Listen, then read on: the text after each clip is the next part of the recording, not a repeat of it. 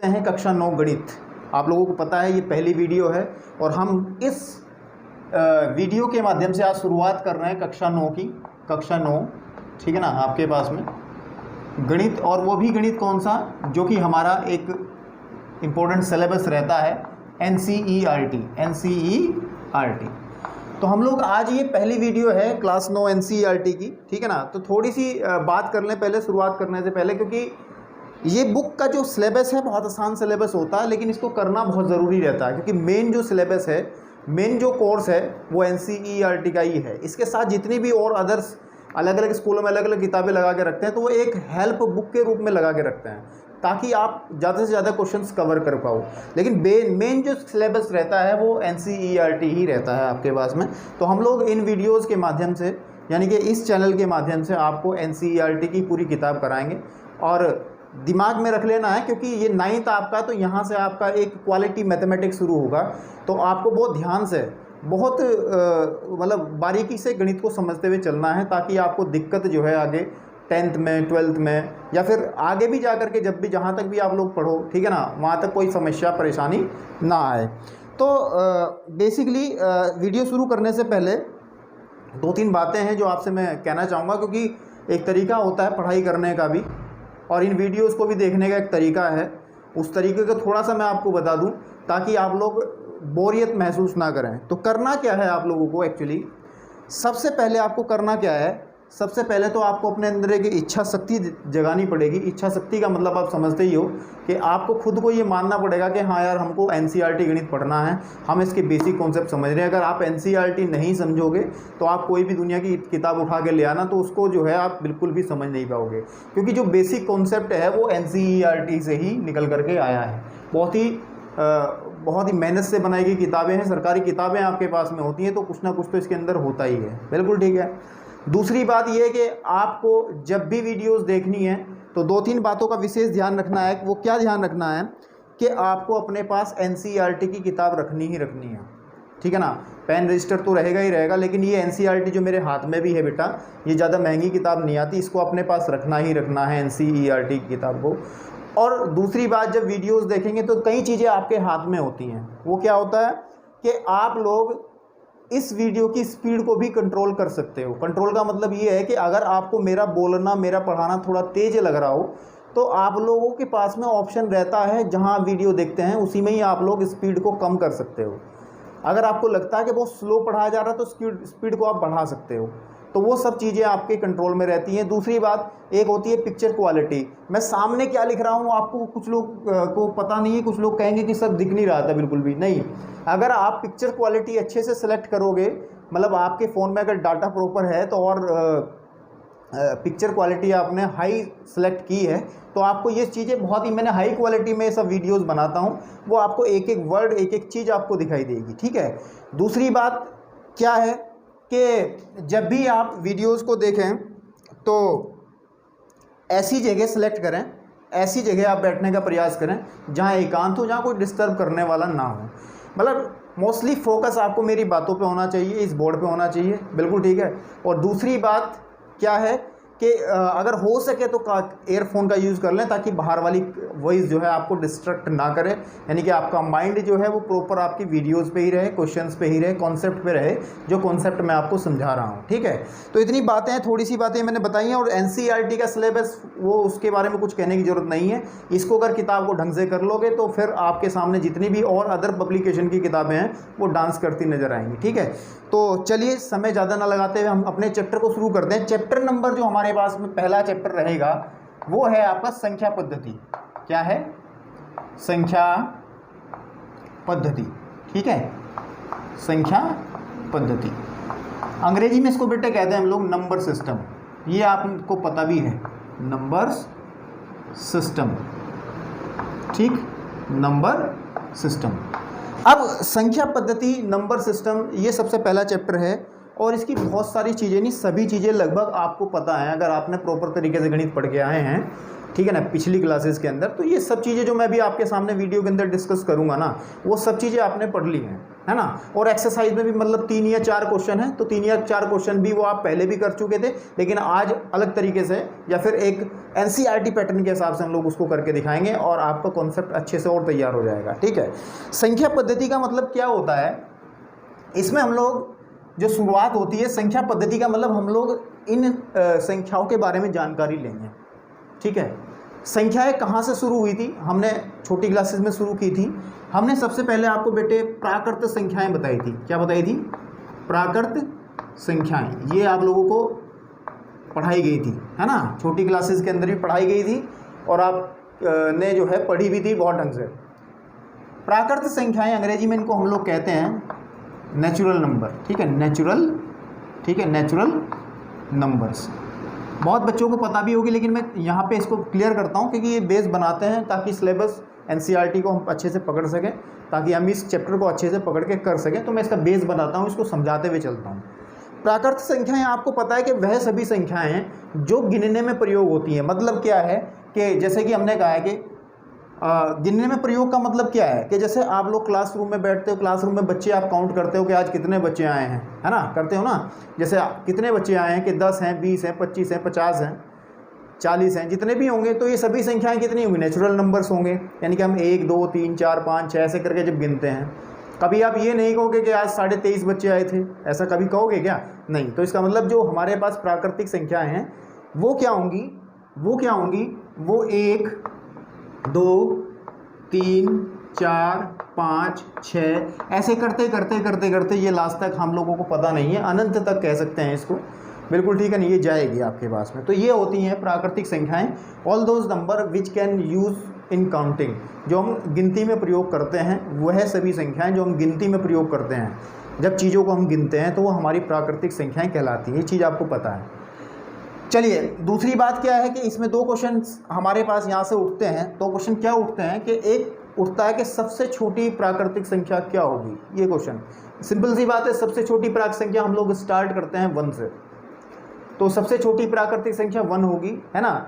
और अगर हम लोग बात करें सबसे बड़ी प्राकृतिक संख्या कोई हमें पूछने जाए तो हम कहेंगे कि यार उसके बारे में हम बातचीत नहीं कर सकते, क्योंकि आप यहाँ से 6 से स्टार्ट, हमने 6 तक लिख पाए, हम आगे भी लिख सकते थे। यहाँ पे मैक्सिमम कितना? मैक्सिमम 50 तक लिख सकते थे, लेकिन ये यहाँ पर स्टॉप नहीं होगी, अनंत तक जाएगी। अनंत तक का मतलब करोड़, 10 करोड़, खरब, ये सब चीज़ें जो है आगे तक जाएगी, ये कभी ख़त्म नहीं होगी। तो हम लोग इस क्वेश्चन का आंसर जो है कि सबसे बड़ी, अगर कोई पूछे, क्या पूछे कि सबसे बड़ी हमारे पास में बेटे क्या पूछे, सबसे बड़ी प्राकृत संख्या, ग्रेटेस्ट नेचुरल नंबर कौन सी होगी, तो आप लोग आंसर देंगे उसका आंसर देंगे। आप कहेंगे उसको परिभाषित नहीं कर सकते, तो उसका एक वर्ड यूज़ करेंगे अपरिभाषित। क्या करेंगे? अपरिभाषित। बिल्कुल ठीक बात है बेटा, ठीक है ना, उसको हम कहेंगे अपरिभाषित। तो ये है आपका फर्स्ट टॉपिक, प्राकृतिक संख्याएं। और साथ ही साथ इसका एक नोटेशन याद रखें। देखो, एक फैमिली होती है, प्राकृतिक संख्याओं को अगर हम एक जगह रखें तो उसके परिवार को जो है हम डिनोट करते हैं कैपिटल एन से। किससे? कैपिटल एन से। एन का मतलब नेचुरल नंबर्स, कैपिटल एन का मतलब होता है ये प्राकृतिक संख्याओं को प्रदर्शित करता है। बिल्कुल ठीक है ना। यानी कि आपके पास में अगर एक थैला मैं इस तरीके से बना दूँ, बिल्कुल ठीक है, और इसके अंदर क्या लिख दें हम? प्राकृत संख्या कहते हैं, प्राकृत संख्याएं। बिल्कुल ठीक है नहीं। तो इस थैले को ही हम लोग क्या कहेंगे? ये थैले जो है, इस थैले का जो नाम है वो एन है, यानी कि ये एन है, इसके अंदर सारे प्राकृतिक संख्याएं हैं आपके पास। क्लियर है? चलिए, दूसरे नंबर पे हमने बात की थी कक्षा में, छोटी कक्षाओं में बात की थी, आप लोगों ने पढ़ा होगा। पूर्ण संख्याएं होती हैं बेटा। क्या होती हैं? पूर्ण संख्याएं। क्या होती हैं बेटा? पूर्ण संख्याएं। इंग्लिश में इनको कहते हैं होल नंबर। क्या कहते हैं? Whole numbers. क्या कहते हैं बेटा? Whole numbers. ठीक है। ये पूर्ण संख्याओं की आवश्यकता क्यों पड़ी? जब प्राकृतिक संख्याओं को हमने डेवलप कर लिया था तो इसको थोड़ा सा समझने की ज़रूरत है। ये क्या है? देखिए, मैं आराम से छोटी छोटी बातें मैं आपको बताऊंगा और उनको जो है आप समझिएगा, और अगर ये छोटी छोटी बातें आपको अच्छे से समझ में आएंगी और अच्छे से समझने का प्रयास करोगे तो मैथमेटिक्स आपको बहुत आसान लगना शुरू हो जाएगा। एनसीईआरटी आगे की तरफ आगे चलनी शुरू हो जाएगी और आपको लग भी रहा होगा, क्योंकि आपकी पढ़ी हुई चीज़ें हैं, तो आपको धीरे धीरे मज़ा भी आना शुरू हो जाएगा। तो पूर्ण संख्याएं, जैसे कि इसको बनाने की क्या ज़रूरत पड़ी? देखिए, जब हम लोग प्राकृतिक संख्याओं का योगफल पढ़ते हैं, तो अगर मैं थोड़ा सा यहाँ आपके सामने डिस्कस करूँ, कोई दो प्राकृतिक संख्याएं अगर मैं उठा लूँ, तो जैसे 1 + 5 लिया तो बेटे हमारे पास आ गए 6। ये भी एक प्राकृतिक संख्या थी, ये भी एक प्राकृतिक संख्या थी, n मतलब प्राकृतिक संख्या, और तो इनको जोड़ने से जो रिजल्ट प्राप्त हो रहा बेटे वो भी एक प्राकृतिक संख्या है। तो यहाँ तक कोई समस्या नहीं आई। लेकिन अगर कभी हम लोग ऐसा करते हैं, जैसे घटाने वाली बात आ जाए, मैं 2 में से 2 घटा दूँ, तो ये भी एक प्राकृतिक संख्या है और ये भी एक प्राकृतिक संख्या है। तो जब 2 में से 2 घटाएंगे तो हमारे पास क्या बचेगा? अभी तो तुम बता पा रहे हो कि कुछ लोगों के माइंड में होगा कि 0, हाँ बिल्कुल सही बात है, 0 ही आएगा। लेकिन 0 बहुत पहले तक नहीं आता था, जब तक हमने प्राकृतिक संख्याएं पढ़ी थी। तो हम लोग कहते थे कि यहाँ पे कुछ नहीं, 2 में से 2 बजा करके क्या बचेगा बेटा? कुछ नहीं। और इस कुछ नहीं को हम क्या कह देंगे? 0 कह देंगे। लेकिन 0 जो है एक नेचुरल नंबर नहीं है, तो ये कुछ अलग आया हमारे पास में। तो फिर हमने एक डेवलप किया कि क्या, हमने थोड़ा सा इन प्राकृतिक संख्याओं में एक मेंबर और ऐड कर दिया 0, और फिर 1 से स्टार्ट करेंगे। 1 2 3 4 5 6 7 8 9 ऐसे चलता रहेगा। ये भी आगे तक चल रहा था 7 8 9, है ना आपके पास में। तो ये जो नंबर्स हैं, ये जो संख्याएं हैं बेटा, इनको हम कहेंगे पूर्ण संख्याएं। आप लोगों को पता है ये पूर्ण संख्याएं कहलाएंगी। और इसमें भी 2 क्वेश्चन बनेंगे। पहला क्वेश्चन कि सबसे छोटी पूर्ण संख्या क्या होगी? बात को समझना, मैं लिख नहीं रहा हूँ कि सबसे छोटी पूर्ण संख्या कौन सी बनेगी। तो बेटे इजीली आप कहोगे 0, जबकि वहाँ पे सबसे छोटी प्राकृतिक संख्या आप 1 कह रहे थे, क्योंकि इधर से शुरुआत हुई है 0 से। तो सबसे छोटी पूर्ण संख्या 0। और अगर वो बात करें, क्या बात करें कि सबसे बड़ी पूर्ण संख्या बताइए, तो उसका भी आंसर बेटे आप वही दोगे, क्या कि सबसे बड़ी पूर्ण संख्या भी आपके पास में अपरिभाषित रहेगी। We can't talk about it, हम इसके बारे में बात नहीं कर सकते। बिल्कुल ठीक बात है। चलिए, इतना समझ में आ रहा होगा। दूसरी बात, तीसरे नंबर पे आपके बेटे आता है, तीसरे नंबर पे आपके पास में आता है पूर्णांक। क्या आता है? पूर्णांक। बिल्कुल ठीक है। इंग्लिश में कहते हैं इंटीजर। क्या कहते हैं? इंटीजर्स। आपके पास में ये पूर्णांकों की आवश्यकता इसी से आई कि जैसे अगर मैं 2 में से 4 घटा दूं, तो व्हाट वी गेट, हमारे पास मिलेगा क्या बेटा? -2 मिलेगा। अब -2 समस्या कहाँ है? इसमें तो नहीं है। तो कुछ नंबर्स और चाहिए हम लोगों को, कुछ संख्याएं और चाहिए। ये भी एक पूर्ण संख्या थी, होल नंबर था, और ये भी एक होल नंबर था। और रिजल्ट हमारे पास पता नहीं कौन सा नंबर आ रहा कि -2 ना तो प्राकृतिक है ना ये पूर्ण है। देखिए -2 ना तो प्राकृतिक है ना आपके पास में पूर्ण संख्या है, ठीक है नहीं? तो ये कौन सा नंबर है? फिर हमने क्या करा, इन पूर्णांकों के बारे में बात करी। पूर्णांकों का मतलब है कि हम लोगों ने क्या करा, एक लाइन बनाई बड़ी सी, बीच में हमने यहाँ 0 से स्टार्ट करा। इधर हमने क्या लिखे? प्राकृतिक संख्याएं 1 2 3 4 5 6 7 ऐसे चलते रहेंगे आगे तक। बोर्ड मेरा बेचारा छोटा सा है, इसलिए मैं ज़्यादा लिख नहीं पा रहा, नहीं तो ये अनंत तक जाएगा, परिभाषित रहेगी आगे की संख्या, है ना। तो ऐसे ही -1 -2 हम लोग प्राकृतिक संख्याओं को ऋणात्मक रूप में इधर लिखते चलते हैं। -3 -4 -5 -6 -7 ऐसे ही -8। बिल्कुल ठीक है, समझ में आ रही होंगी बातें कि हम लोग प्राकृतिक संख्या को लिखा, अगर मैं माइनस हटा दूं तो ये भी प्राकृतिक संख्याएं हैं। तो ये जो पूरी की पूरी फैमिली है, मतलब अब फैमिली बड़ी हो गई। पहले देखिए प्राकृतिक संख्याओं में केवल 1 2 3 4 5 6 7 8 ऐसे चल रहा था एंड सो ऑन। फिर थोड़ा सा पूर्ण संख्या बनाई तो हमने एक मेंबर और बढ़ा लिया 0, ये वाला। लेकिन हमारे पास जो हमने पूर्णांक पढ़ा तो ये चीज़ें और बढ़ा दी हमने इसमें। बिल्कुल ठीक बात है। अब इसमें एक खास बात आएगी, इसमें एक खास बात आएगी। हम लोग इसमें क्लासीफाई करेंगे, वर्गीकृत करेंगे कि देखिए ये इधर से इधर वाले जितने भी बेटे ये वाले हैं, इधर वाले जितने भी इधर आएंगे ये सारे धनात्मक हैं। धनात्मक मतलब प्लस चिन्ह वाले हैं, सारे के सारे प्लस चिन्ह वाले हैं। तो जब सारे के सारे प्लस चिन्ह वाले हैं तो इनका नाम हम लोग देते हैं, इनका नाम हम लोग देते हैं क्या? धन पूर्णांक। धन पूर्णांक। और धन पूर्णांक को अंग्रेजी में कहते हैं पॉजिटिव इंटीजर।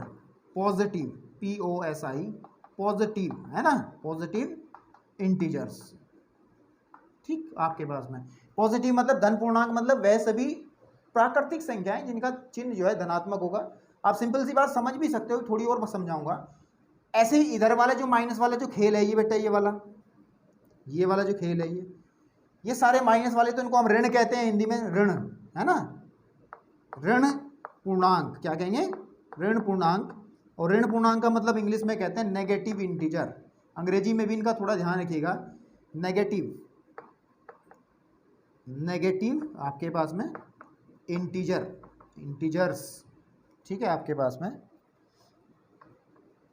इंटीजर्स, ठीक है, नेगेटिव इंटीजर्स। एक बचा इसमें, ये होता है शून्य पूर्णांक, जीरो कहते हैं हम लोग शून्य पूर्णांक। ये छोटी क्लास में आपने बेटे अच्छे से पढ़ा है, इंग्लिश में कहते हैं इसको जीरो इंटीजर।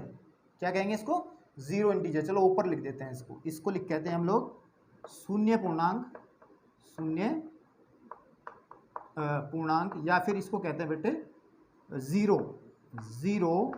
इंटीजर आपके पास, ठीक है बेटा, ठीक। ये चीज़ हम लोग थोड़ा सा रखेंगे। इसमें कई सारी बातें निकल करके और आती हैं, कुछ क्वेश्चंस बनते हैं। मैं थोड़ा ऊपर से रफ कर रहा हूँ ताकि मैं कुछ बातें बता सकूँ इस बारे में, पूर्णांकों के बारे में। मैं ऊपर से रफ कर रहा हूँ। ये वीडियो पॉज करके आप लोग अगर नोट करना चाहें तो नोट भी कर सकते हैं, स्क्रीनशॉट भी ले सकते हैं इसका, बिल्कुल ठीक बात है, स्क्रीनशॉट भी आप लोग इसका ले सकते हैं बाद में नोट करने के लिए। तो इसमें कुछ बातें हैं, जैसे कि एक बात हम बात करते हैं कि जो धन पूर्णांक होते हैं, सभी जो धन पूर्णांक है, ध्यान दीजिए बेटे, सभी धन पूर्णांक ये हैं क्या? एक्चुअली धन पूर्णांक जो है प्राकृत संख्याएं हैं, प्राकृत संख्याएं हैं। बात सही है, बिल्कुल सही है कि बेटे ए धन पूर्णांक कहाँ से स्टार्ट होंगे? 1 2 3 4, और यही तो प्राकृतिक संख्याएं थी, अभी थोड़ी देर पहले बताया था। तो यानी कि धन पूर्णांकों का आप दूसरा नाम, अगर कहीं धन पूर्णांकों का यूज हो रहा है तो उसका मतलब है हम लोग प्राकृतिक संख्याओं के बारे में ही बात कर रहे हैं, ठीक है। दूसरी बात इसमें, दूसरी बात वही सबसे बड़ी सबसे छोटे वाली अगर हम लोग बात करें, क्या बात करें कि सबसे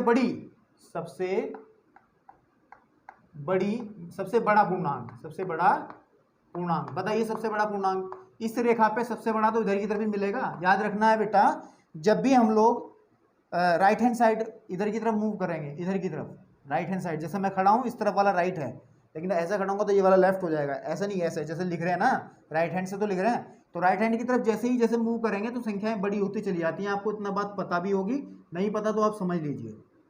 और अगर बाईं ओर जाएंगे, लेफ्ट साइड में जाएंगे इधर की तरफ, तो संख्याएं बेटे छोटी होती चली जाएंगी। और ये कोई निश्चित अंत नहीं है, टर्मिनेट नहीं होंगी कि कहीं किसी पॉइंट पे जाकर रुक जाएंगी। ऐसा नहीं है कि हम लोग ये कहेंगे कि सबसे बड़ा जो पूर्णांक है वो भी अपरिभाषित है, अपरिभाषित, ठीक बेटा।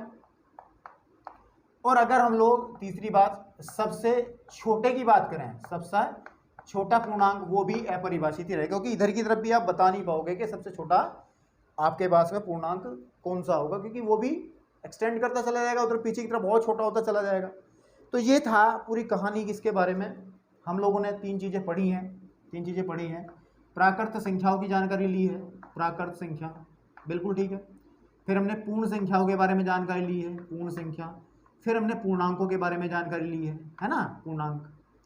एक थोड़ी सी बात ध्यान है कि इनको कैपिटल एन से रिप्रेजेंट करेंगे, प्रदर्शित करेंगे, इनको डब्ल्यू से प्रदर्शित करते हैं, और बेटे इनका स्पेशल नोटेशन होता है जेड। इनको किससे करते हैं? जेड से। ये ध्यान रखना, पूर्णांकों को हमेशा हम जेड से प्रदर्शित करते हैं, यानी कि इनके परिवार को। ठीक बात। तो मुझे लगता है ये तीनों चीज़ें आपको क्लियर हो गई होंगी। अब इससे नेक्स्ट वाली जो चीज़ है वो भी बहुत महत्वपूर्ण है। वो क्या है? वो भी बहुत महत्वपूर्ण है। वो क्या है? उसी पे हम लोग कुछ क्वेश्चंस भी करेंगे आज। वो है आपके पास में चौथे नंबर की संख्या, परिमेय संख्या, है ना, परिमेय संख्या। बेटा कौन सी संख्या? परिमेय संख्या। अंग्रेजी में बेटे इसको कहा जाता है रेशनल नंबर, रेशनल, है ना, आपके पास में रेशनल नंबर्स, बिल्कुल ठीक है, रेशनल नंबर्स आपके पास में। और जैसे इन लोगों को आपने कहा प्राकृतिक संख्या होगा एन से, है ना, पूर्ण संख्या होगा डब्ल्यू से, बिल्कुल ठीक है। और पूर्णांकों को हम आई से भी करते थे पहले, लेकिन हम लोग जेड से प्रदर्शित करते हैं। तो परिमेय संख्याओं का भी एक स्पेशल नोटेशन होता है जिसको हम कैपिटल क्यू से प्रदर्शित करते हैं। किससे? कैपिटल क्यू, क्वीन वाला क्यू, है ना, आपके पास में। तो परिमेय संख्याएं क्या होती हैं उनके बारे में जानकारी लेते हैं। इनके साथ में आता है एक टॉपिक और, अपरिमेय संख्याएं। वो हम लोग एक्सरसाइज, जो अगली एक्सरसाइज करेंगे हम प्रश्नावली, उसमें डिस्कस करेंगे। This is the last topic ये आज का अंतिम टॉपिक रहेगा। इसके बाद हम 2-4 क्वेश्चन करेंगे और वीडियो खत्म करेंगे, ठीक है। परिमेय संख्या क्या होती है, डेफिनेशन आप लोगों को सभी को क्लियर है लगभग, लेकिन फिर दोबारा से देखिए क्योंकि सब लोग 8वीं पास करके आए हैं, ठीक। क्या है कि वह सभी संख्याएं, ठीक है, आपके पास में जो P/Q के रूप में लिखी जा सकती हूं,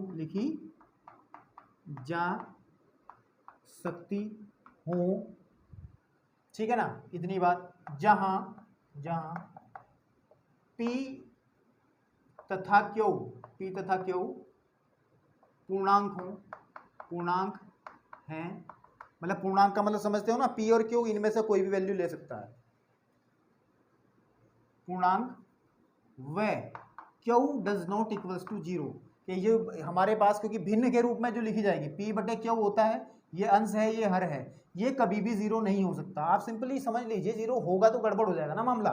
मान लो P/0 या फिर कोई संख्या 3/0, तो इसका कोई अर्थ है ही नहीं। 3 को 0 व्यक्तियों में बांटना है तो ये तो कोई परिभाषित ही नहीं हो पाएगा ना, अपरिभाषित बनेगा ना, आप समझ लो ना। बटे किसी भी संख्या को हम लोग 0 से भाग नहीं दे सकते, लेकिन आज 0 को हम किसी संख्या से भाग दे सकते हैं। ये अलग केस है, ये धीरे धीरे डिस्कस करेंगे। अभी इस वीडियो में अगर सारी बात खोलनी शुरू कर दी तो आप कंफ्यूज हो जाओगे।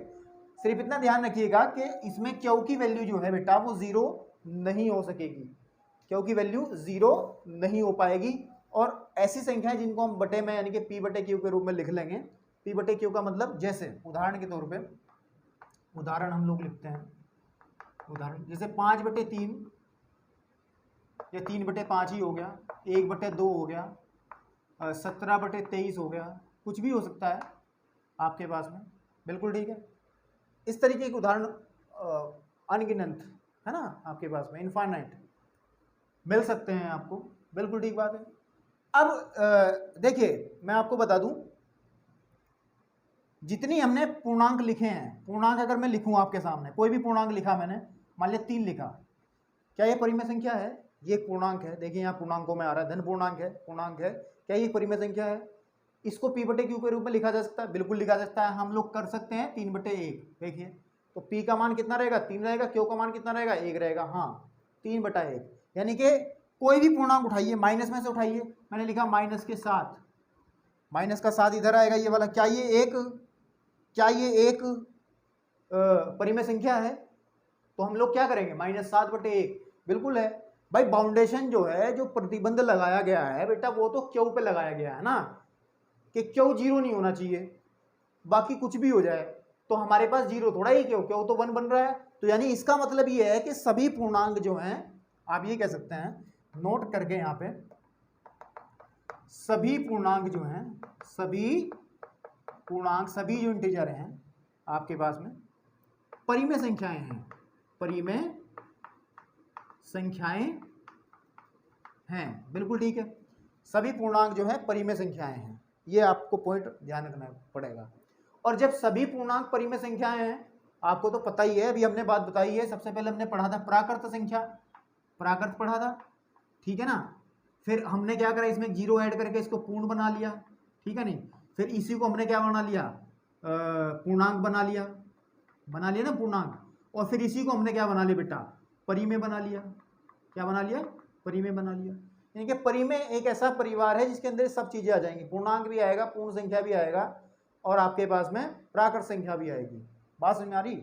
प्राकृतिक संख्या भी परिमेय संख्या है, पूर्ण संख्याएं भी परिमेय संख्याएं हैं, पूर्णांक भी परिमेय संख्याएं हैं। तो ये ध्यान देने वाली बात है कि सभी संख्याएं इस संख्या रेखा पर जितनी भी हैं वो सारी की सारी परिमेय संख्याएं हैं, आपको ध्यान देने वाली बात है, ठीक है।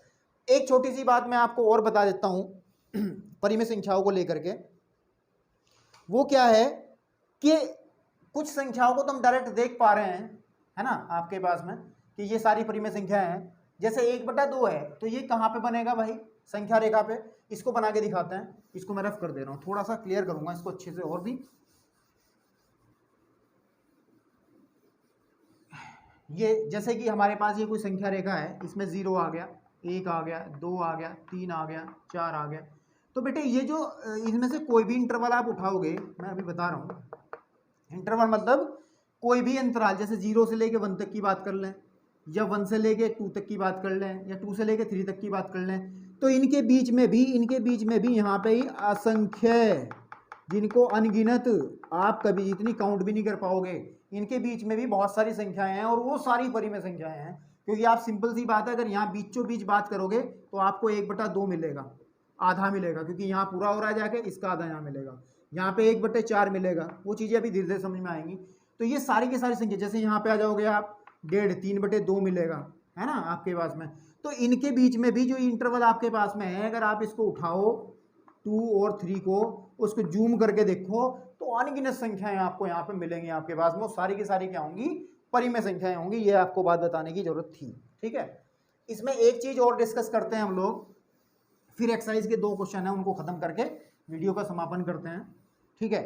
क्या है, एक चीज होती है तुल्य, क्या होता है, तुल्य परिमेय संख्याएं, तुल्य परिमेय संख्या। ये क्या बला है, तुल्य परिमेय संख्या, ये क्या चीज है, इसको बताते हैं। देखिए, आप कहेंगे 1/2 परिमेय संख्या है बेटा, लेकिन इसके तुल्य और भी मिल सकती है, जैसे 2/4।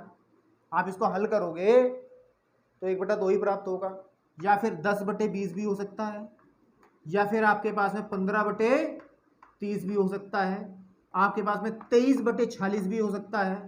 हल करिए, 23 कम 23, 23 दूनी 40, सब 1/2 आएंगे। तो इस तरीके की भिन्नों को, इस तरीके की भिन्न या फिर इस तरीके की संख्याओं को, परिमेय संख्याओं को हम लोग तुल्य परिमेय संख्याएं कहते हैं। क्या कहते हैं, तुल्य परिमेय संख्याएं कहते हैं। तो इसको भी ध्यान रख लेना है आपको। लेकिन अभी कभी भी कोई संख्या आए तो हम, अगर आपको कभी सवाल के अंदर ये दिखाई देगी तो आपको ये थोड़ा ही छोड़नी है, आप तो उसे हल करके ये दिखाओगे ना, बिल्कुल ठीक बात है, आप उसको ये दिखाओगे ना, ठीक। और भी कुछ गुण हैं परिमेय संख्याओं के, जैसे कि शांत दशमलव, अशांत दशमलव, वो हम लोग आगे डिस्कस करेंगे क्लास 9th में ही है, चैप्टर में है, लेकिन वो एक्सरसाइज, तीसरी एक्सरसाइज में जाकर के वो बातें होंगी। तो अभी सिर्फ उतना काम कर रहे हैं जो पहली एक्सरसाइज में काम बन जाए हम लोगों का, ठीक है ना। तो ये तुल्य भिन्न भी मुझे लग रहा है आपको क्लियर हो गई होंगी, तुल्य भिन्न कौन कौन सी हैं। तो जैसे कोई 2 भिन्नें दे दिए हैं आपके पास में,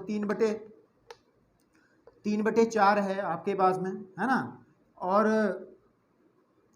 और आपके पास में 6/8 है। क्या ये तुल्य भिन्न है? इनको देखने का भी तरीका होता है, आप बराबर का चिन्ह लगाइए, क्रॉस मल्टीप्लाई कर लीजिए। 8 या 24, ब्रजपाल वाला केस है ना, 8 या 24 बराबर 6 चौक 24। अगर 24 बराबर 24 आ जाता है तो आप कहोगे हाँ बिल्कुल ये क्या है, तुल्य हैं जी, ये क्या है, तुल्य भिन्न हैं, या फिर तुल्य परिमेय संख्याएं हैं, है ना। और अगर बाई चांस ये आ गई जैसी आपके पास में कि 5/3, और हमने एक संख्या और ले ली 3/5, क्या ये तुल्य हैं, क्या ये तुल्य हैं? तो क्या करेंगे, बराबर का चिन्ह लगाएंगे, क्रॉस मल्टीप्लाई करेंगे आपस में, 5 5 25, और 25 बराबर किसके, 3 या 9। क्या 25 3 के बराबर 9 के बराबर हो सकता है? कभी नहीं हो सकता। तो ये तुल्य नहीं है, तुल्य नहीं है आपके पास में। मुझे लगता है कि ये परिमेय संख्याओं की जो बातें आज हुई हैं उनको आप समझे होंगे ढंग से, और उन्हीं को लेकर के अब थोड़ा सा हम लोग आगे की तरफ चलते हैं, प्रश्नावली में चलते हैं। अगर कुछ आपको नोट करना होगा तो वीडियो को आप पॉज कर लेना, टिक करके ऐसे, और उसको स्क्रीनशॉट ले लेना, या फिर पॉज करके अपने रजिस्टर में नोट कर लेना, ठीक है। चलिए बात करते हैं प्रश्नावली में, जो कि हमारी एनसीईआरटी की पहली प्रश्नावली है, और पहला काम है जो हम लोग इसमें से करना प्रारंभ करेंगे। बिल्कुल ठीक बात है। चलिए देखिए, क्वेश्चन नंबर फर्स्ट आपको अपनी बुक में, मैंने कहा है कि जब भी वीडियो देखिएगा तो किताब साथ में रखिएगा, पेज, ठीक है, आपके पास में। अब पेज नंबर जो है वो सबका सेम रहता है, पेज नंबर 6 पे बेटे ये जो है प्रश्नावली 1.1 है। आप लोग किताबें सब अपने पास रखिएगा तो समझ में अच्छे से आएगा। जैसे कि प्रश्नावली आपके पास में 1.1, राइट।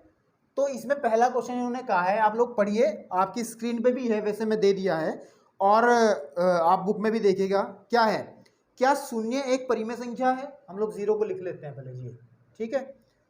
क्या इसे P/Q के रूप में लिखा जा सकता है? P और Q पूर्णांक है और Q does not equals to 0 है।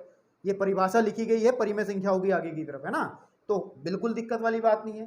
तो हम 0/1 लिख लें, और इसको बिल्कुल P/Q के फॉर्म में लिख सकते हैं। इसको हम बराबर अगर P/Q लिख लें, है ना बेटा, P/Q, तो बेटे P की वैल्यू कितनी बनेगी, P = 0 है और Q = 1 है। बिल्कुल सही बात है। क्योंकि डेफिनेशन के अंदर P बटे क्यू में हमने ये बात पढ़ी थी कि क्यू 0 के बराबर नहीं हो सकता। मतलब जो भी बंधन है, जो भी रेस्ट्रिक्शन है, वो किसके लिए है? क्यू के लिए है, वो P के लिए कुछ नहीं था कि क्यू कभी भी 0 नहीं हो सकता। P भले ही हो जाए, कोई मतलब नहीं है। हाँ, इसमें P 0 है, क्यू 1 है, तो ये बिल्कुल सही बात है। यस, इसका आंसर है हाँ। हाँ, 0 एक परिमेय संख्या है। हाँ, 0 एक परिमेय संख्या है। दूसरे क्वेश्चन की हम लोग बात करते हैं। ये थोड़ा टेक्निकल है। टेक्निकल कुछ नहीं है, आप लोगों ने किया भी है। वो कह रहा है 3 और 4, 3 और आपके पास में 4 के बीच बीच में है ना, बीच में 6 परिमेय संख्याएं, 6 परिमेय संख्याएं। आपने कक्षा 8 में भी निकाले थे ऐसे सवाल, ज्ञात करनी है ना, ज्ञात करो। तो ये करे थे आपने कक्षा 8 में भी सवाल बेटा, या नहीं करे थे? करे थे। वहां पे भी एक तरीका था, लेकिन यहाँ पे एक आसान तरीका आएगा। देखो मैं कैसे करता हूं, उसको ध्यान से देखिएगा, इससे नेक्स्ट वाला सवाल भी ऐसे ही होगा। जितनी भी संख्या ज्ञात करनी है उस नंबर को लिख लीजिएगा आप। 6 निकालनी, 6 लिख लिया, उसमें एक जोड़ लीजिएगा और लिख लीजिएगा 7। 6 और 1 7। अब वो संख्याओं को थोड़ी दूरी पे लिखिएगा, 3 और थोड़ी दूरी पे लिखिएगा 4। यहाँ इसके बटे 1 लिख लीजिएगा, इसके बटे भी 1 लिख लीजिएगा। इसमें 7 से मल्टीप्लाई कीजिएगा, इसमें 7 से मल्टीप्लाई कीजिएगा, इसमें भी 7 से ऊपर कीजिएगा, 7 से नीचे कीजिएगा। समझ में आ रही है बात? बिल्कुल ठीक है। नहीं, थोड़ा ध्यान से देखिएगा, लाइट थोड़ा देख लो मैं क्या गड़बड़ कर रही है। ठीक, चलिए, बिल्कुल ठीक है, ठीक है लाइट। तो क्या होगा, ये आ जाएगा हमारे पास में, ये आ जाएगा हमारे पास में कितना, 21 बटा 7, 21 बटे 7। और ये बेटे आ जाएगा यहाँ पे कितना, ये आ जाएगा 7 चौक 28 बटे 7। बस हो गया काम। यहाँ से लिखोगे आप 22, 21 के बाद 22, फिर 23, ऐसे ऐसे। थोड़ा सा यार स्पेस ज़्यादा चाहिएगी, इसको ऐसे लिखना है पहले। तथा हमारे पास कितना है बेटा, वो था कितना 4, तो 4 बटे 1 था, तो 4 गुणे 7 गुणे 1, ऐसे गुणे 7 नीचे। तो ये आ जाएगा हमारे पास में 21 बटे 7, और ये लास्ट में बनेगा कितना, 7 चौक 28 बटे 7। बस हो गया काम। 21 से शुरू करो आप लोग, 22, 23, 24, 25, 26, इसको थोड़ा आगे लिख लो, 28 बटे 7 और 27। यहाँ तक ये टेक्निक ऐसी है, ये अपने आप ही आपको सही या गलत महसूस हो जाएगी। सबके बटे 7 लगा दो,